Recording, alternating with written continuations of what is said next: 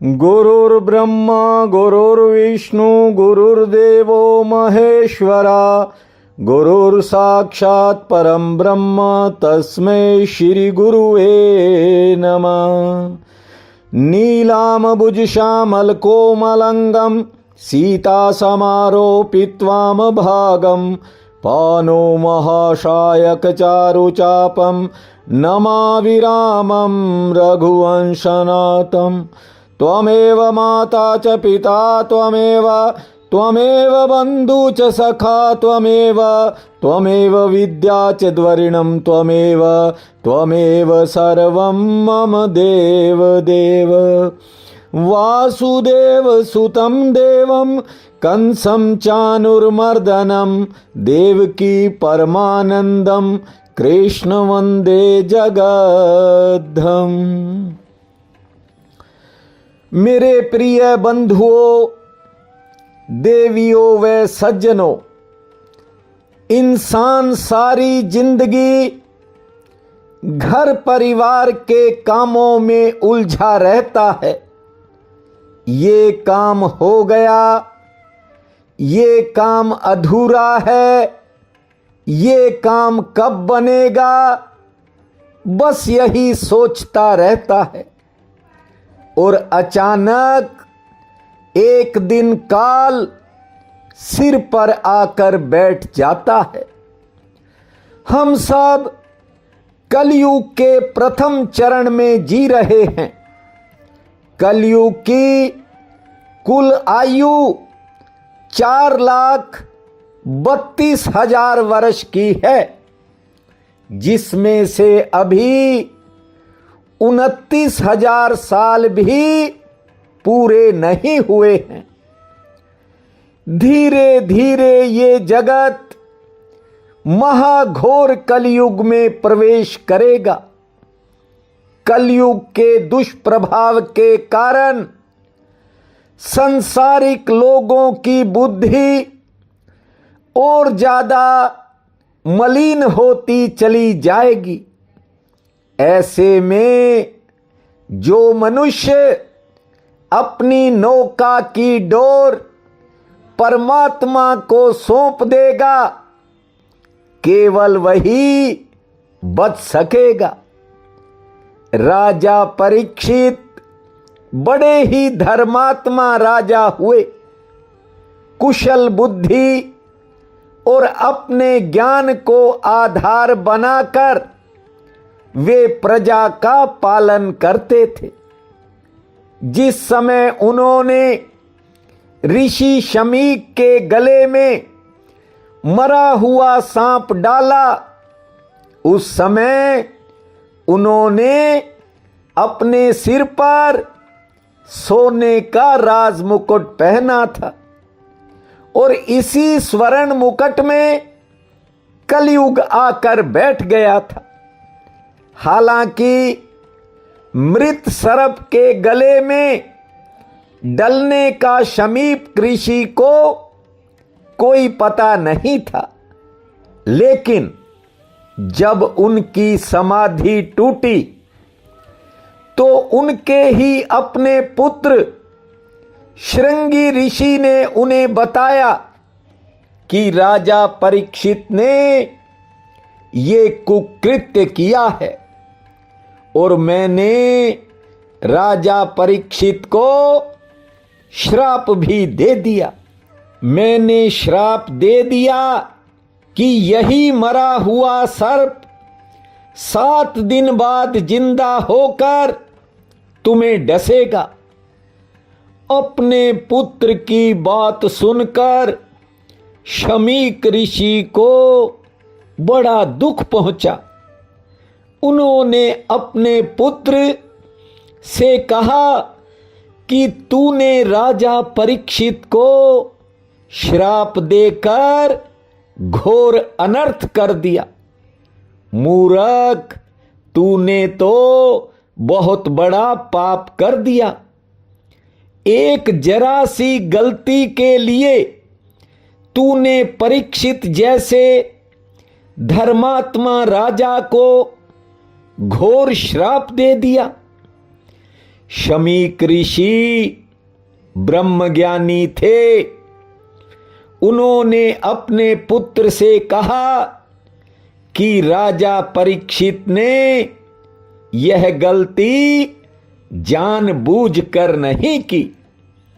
जब राजा ने मेरे गले में मरे हुए सांप को डाला, उस समय राजा कलयुग के प्रभाव में था।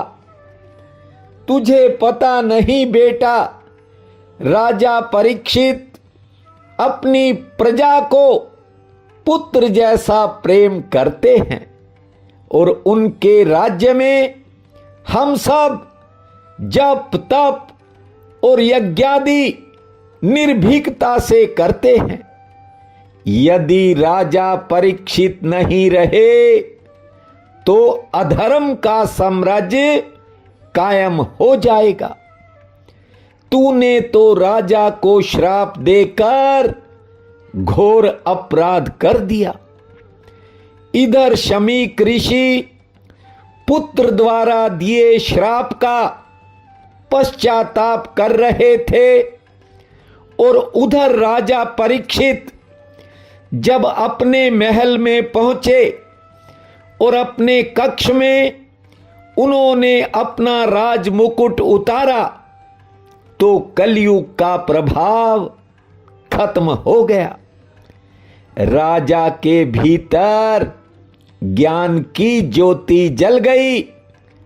राजा सोचने लगा कि मैंने एक निर्दोष ऋषि के गले में मृत सर्प डालकर घोर पाप कर दिया। राजा अभी सोच ही रहा था कि उनके कक्ष में शमीक ऋषि के एक शिष्य ने प्रवेश किया।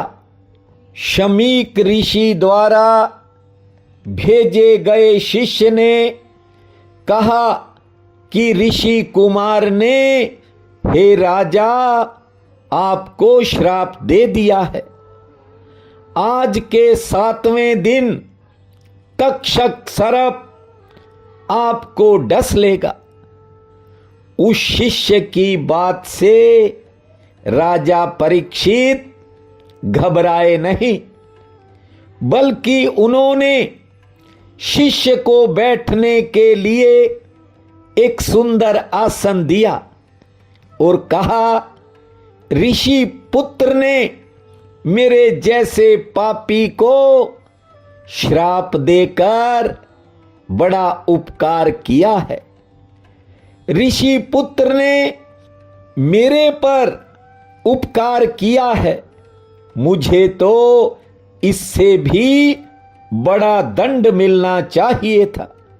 जानते हो, राजा परीक्षित ने पहले तो उस शिष्य का सम्मान किया, फिर उसे विदा करते समय राजा ने कहा कि जाकर कह देना कि मैं ऋषि पुत्र का बड़ा आभारी हूं। राजा ने हाथ जोड़कर उस शिष्य को विदा किया। देखिए, गलती किसी से भी हो सकती है। इंसान गलतियों का पुतला है, लेकिन इंसान की बड़ी कमजोरी यह है कि वो अपनी गलती को मानता नहीं है। मानना तो छोड़ो, मौजूदा समय में उल्टा चोर कोतवाल को डांटे जैसी बातें हो रही हैं। मैं आपको बता दूं, अधिकांश परिवारों में कलह का कारण यही है कि कोई अपनी गलती को मानने के लिए राजी नहीं है, बस दूसरे पर दोष मढ़ने को लोग तैयार बैठे हैं।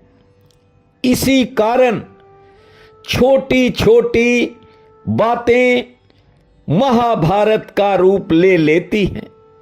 देखिए, पहले कारोबार की उठा पटक का गुस्सा। व्यापारी व्यक्ति दिन भर 1000 तरह के उतार चढ़ाव देखता है। घर से निकलता है, मनोस्थिति कुछ और होती है। घर लौटता है, मन कुछ और होता है। ऐसे ही नौकरी में यदि किसी सहयोगी से, किसी अधिकारी से कोई बात हो गई तो आदमी बाहर के गुस्से को घर ले आता है। पत्नी पर क्रोध करता है और पत्नी को घटना का कोई पता नहीं कि व्यापार में क्या हुआ या ऑफिस में क्या हुआ। वो तो पतिदेव के रवैये को देखकर उल्टा सीधा बोल देती है। जानते हो, दोनों के घमासान को देखकर हालांकि छोटे बच्चे तो कोने में दुबक कर बैठ जाते हैं, हालांकि दोनों उनको बाहर भी खींचते हैं, और यदि बच्चे बड़े हों तो उन्हें सामने लाकर एक दूसरे पर आरोपों की बौछार होती है। जरा सी बात पर घर की कीमती चीजों की तोड़फोड़ हो जाती है और फिर झगड़े में करीबी लोगों और रिश्तेदारों की एंट्री होती है। इतना ही नहीं, बहुत बार तो छोटे छोटे झगड़े कानून की शरण में चले जाते हैं। एक झूठे अहम के कारण रिश्ते भी टूट जाते हैं। बात कुछ नहीं होती, हो कुछ और जाता है। सीखने के लिए एक छोटा सा दृष्टांत काफी है। देखिए, उधर शमीक ऋषि पश्चाताप कर रहे हैं और इधर राजा परीक्षित मन में सोच रहे हैं कि मेरे से गलती ही नहीं, बड़ा पाप हो गया। यहां तो सब्जी में नमक मिर्च कम या ज्यादा हो जाए तो तलवारें खिंच जाती हैं। ध्यान दीजिए, जब राजा परीक्षित को श्राप की जानकारी मिली तो वे जान गए कि अब जीवन के 7 ही दिन बाकी बचे हैं। राजा ने उसी क्षण संकल्प ले लिया कि बचे हुए 7 दिन भगवान को, नारायण को समर्पित कर दूंगा। गोविंद मेरो है, गोपाल मेरो है, गोविंद मेरो है, गोपाल मेरो है, भजो गोविंद मेरो है, गोपाल मेरो है, गोविंद मेरो है, गोपाल मेरो है। अरे बांके बिहारी नंदलाल मेरो है, भजो गोविंद मेरो है, गोपाल मेरो है, गोविंद मेरो है, गोपाल मेरो है। इस संसार में लोग मरते दम तक तिजोरी की चाबी अपने साथ लेकर सोते हैं। कहते हैं, बेटा हमारे जाने के बाद सब तेरा ही तो है, बस हम तो थोड़ी देखभाल कर रहे हैं, क्योंकि जमाना बड़ा गलत है। तू अभी बच्चा है, यहां तो अपने ही ठगने की फिराक में है। ध्यान दीजिए, राजा परीक्षित ने शिष्य को विदा करते ही सभी फैसले तत्काल लिए। उन्होंने उसी समय अपने पुत्र जनमेजय का राज्याभिषेक कर दिया, गद्दी पर बैठा दिया और अपने समस्त राजसी वस्त्र उतार कर रख दिए। केवल एक चीर वस्त्र धारण किया और गंगा नदी के तट पर जाकर बैठ गए। राजा परीक्षित ने एक पल गंवाना भी उचित नहीं समझा। उन्होंने अपनी तमाम आसक्तियों को त्याग दिया और अपने आप को भगवान श्री कृष्ण की भक्ति में लीन कर लिया। देखिए, उनके त्याग और संकल्प का प्रभाव आपको सुनाता हूं। उसी समय जब वे गंगा नदी के तट पर पहुंचे हैं तो उसी वक्त ऋषि मुनियों का आगमन शुरू हो गया। अरिष्टनेमि, अत्रि, वशिष्ठ, च्यवन, पराशर, अंगिरा, विश्वामित्र, भारद्वाज, भृगु, गौतम, उतथ्य, मेधातिथि, पिपलाद जैसे और बड़े ऋषि मुनि वहां दर्शन के लिए आ गए। राजा परीक्षित के त्याग की चर्चा तीनों लोकों में फैल गई। स्वयं महर्षि वेदव्यास और देव ऋषि नारद जी भी राजा परीक्षित के दर्शन करने को गंगा के तट पर पहुंचे हैं। राजा परीक्षित ने समय के अनुकूल ऋषिगणों को आसन दिए, उनके चरणों की वंदना की और कहा कि मेरा सौभाग्य है कि मैं आप जैसे देवता तुल्य ऋषि मुनियों के दर्शन कर रहा हूं। ऋषि मुनियों के चरणों में गिरकर राजा परीक्षित ने कहा कि मैंने सत्ता के नशे में चूर होकर परम तेजस्वी शमीक ऋषि के प्रति अपराध किया है। इसके बावजूद आप सभी यहां पधारे हो, ये आपकी महानता है।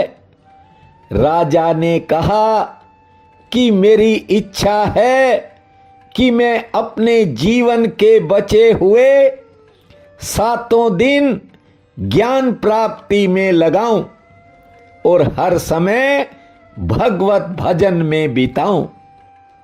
श्री कृष्ण गोविंद हरे मुरारी, हे नाथ नारायण वासुदेवा। श्री कृष्ण गोविंद हरे मुरारी, हे नाथ नारायण वासुदेवा। हे नाथ नारायण वासुदेवा, हे नाथ नारायण वासुदेवा। श्री कृष्ण गोविंद हरे मुरारी, हे नाथ नारायण वासुदेवा। राजा परीक्षित ने कहा कि आप सब परम ज्ञानी हैं, इसलिए मुझे वो रास्ता बताओ जिस पर चलकर मैं भगवान को प्राप्त कर सकूं। जानते हो, राजा परीक्षित के व्यवहार को देखकर तमाम ऋषि मुनि प्रसन्न हो गए और सबने मन ही मन ये निश्चय कर लिया कि इस धर्मात्मा राजा की इच्छा जरूर पूरी की जाएगी।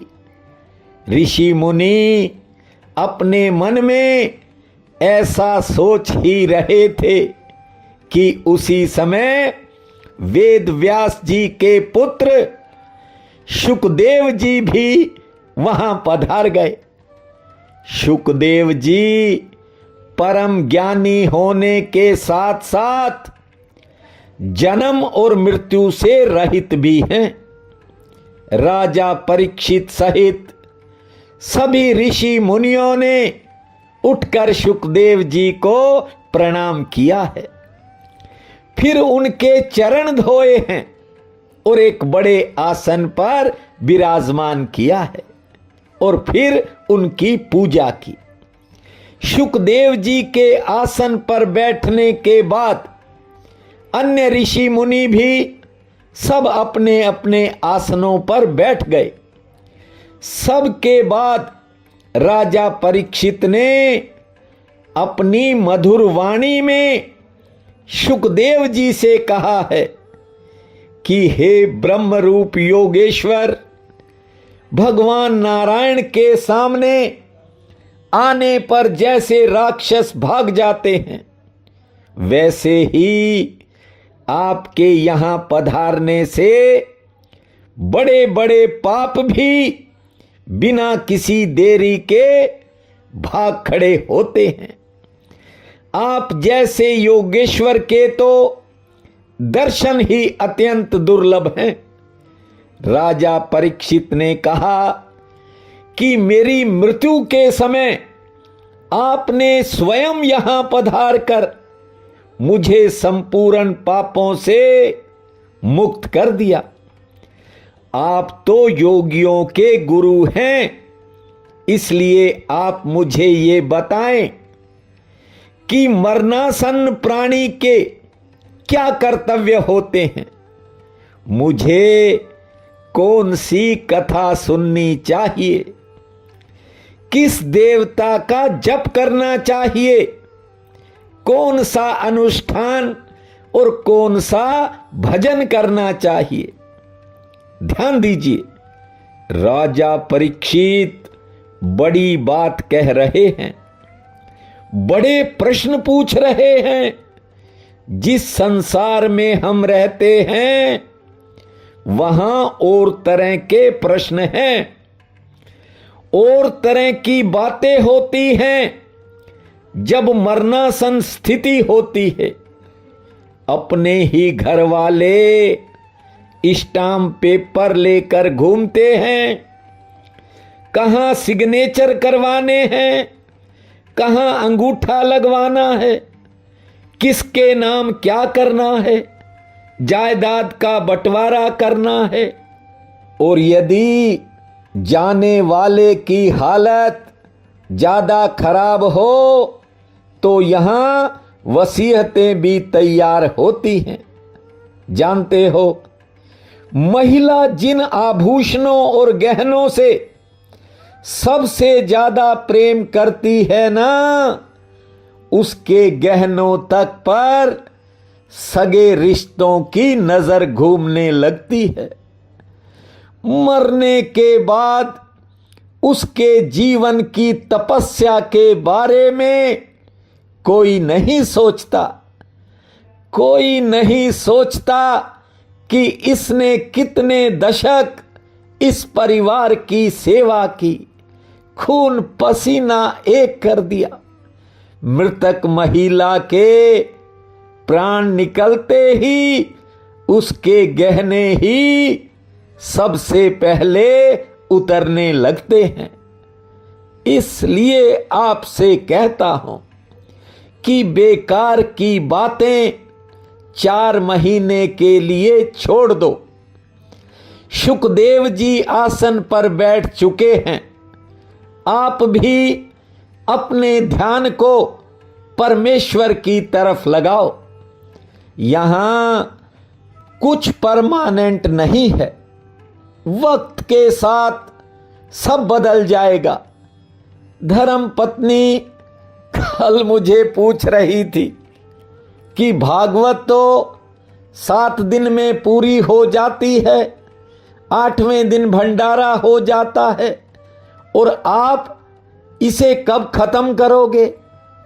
मैंने उससे कहा राजा परीक्षित को केवल 7 दिन ही मिले थे, इसलिए शुकदेव जी ने उसे 7 दिन में पूरा कर दिया। मेरे सुनने वालों के पास अभी सालों साल पड़े हैं, इसलिए मैं उन्हें आराम से सुनाऊंगा, उनके आंगन में पहुंचकर सुनाऊंगा। देखिए, मैं भी गृहस्थी हूं, हर बात को समझ सकता हूं, इसलिए आपसे कहता हूं कि 4 महीने कपट त्याग कर श्रवण करना, सब कुछ जीते जी बदल सकता है। इस कथा का हर श्लोक कुछ न कुछ इशारा देता है, बस ध्यानपूर्वक सुनने और समझने की जरूरत है। सब यहीं धरा रह जाएगा, केवल उसका नाम हर जन्म में आपके साथ रहेगा और आपका साथ देगा। गोविंद मेरो है, गोपाल मेरो है, गोविंद मेरो है, गोपाल मेरो है, भजो गोविंद मेरो है, गोपाल मेरो है, गोविंद मेरो है, गोपाल मेरो है। अरे बांके बिहारी नंदलाल मेरो है, भजो गोविंद मेरो है, गोपाल मेरो है, गोविंद मेरो है, गोपाल मेरो है। जब राजा परीक्षित ने कहा कि मुझे अब किन बातों का त्याग करना चाहिए और परम पद की प्राप्ति हेतु क्या करना चाहिए, तो सभी ऋषि मुनियों ने एक मत होकर शुकदेव जी से कहा कि हे महायोगेश्वर, राजा परीक्षित ऐसे राजा हैं जिन्हें राजा होने के नाते अपने कल्याण के साथ साथ प्रजा के कल्याण की भी हर वक्त चिंता रहती है। इसलिए जन कल्याण हेतु राजा परीक्षित के प्रश्नों का उत्तर दीजिए। परीक्षित सहित समस्त ऋषियों के आग्रह को समझते हुए शुकदेव जी ने कहा, हे राजन, आपने बड़ा उत्तम प्रश्न किया है। ध्यान दीजिए। शुकदेव जी बोले, प्राणी जन्म के बाद संसार के माया जाल में फंस जाता है, उसे मनुष्य योनि का असली लाभ नहीं मिल पाता, क्योंकि मनुष्य का दिन काम धंधों में, रात्रि नींद में और स्त्री प्रसंग में बीत जाती है। अज्ञानी जीव स्त्री, पुत्र, धन, संपत्ति और सगे संबंधियों को ही अपना सब कुछ मानकर बैठ जाता है और पागलों की तरह उनमें रम जाता है। रिश्तों के मोह में फंसा इंसान मृत्यु से भी डरता रहता है और एक न एक दिन काल का शिकार बन जाता है। इंसान को मृत्यु के डर से व्याकुल नहीं होना चाहिए, बल्कि समय के रहते ज्ञान से वैराग्य लेकर संपूर्ण मोह से अपने को दूर कर लेना चाहिए। इस चंचल मन को सांसारिक विषयों और वासनाओं से हटा लेना चाहिए और हर फुर्सत के क्षण में एकाक्षर मंत्र ओम का निरंतर जाप करते रहना चाहिए। सुबह शाम कहने का मतलब दोनों संध्या काल में ओम के साथ हरि को जोड़ना चाहिए। कहने का मतलब जब दोनों समय आपस में मिलते हैं उस समय हरि ओम का उच्चारण करना चाहिए ताकि ये मन इधर उधर भटकने से बच जाए। मनुष्य का मन जब एक बार भगवत प्रेम के साथ आनंद से भर जाता है तो फिर वहां से हटने का मन नहीं करता। शुकदेव जी ने कहा कि हे राजा परीक्षित, यदि मूढ़ मन रजोगुण और तमोगुण के कारण व्याकुल हो तो बड़े धैर्य से इस मन को वश में करना चाहिए। उसके लिए भगवान का निरंतर संकीर्तन करे। निरंतर संकीर्तन करने वाले को श्री हरि के दर्शन उसके अपने ही हृदय में होने लगते हैं। श्री कृष्ण गोविंद हरे मुरारी, हे नाथ नारायण वासुदेवा। श्री कृष्ण गोविंद हरे मुरारी, हे नाथ नारायण वासुदेवा।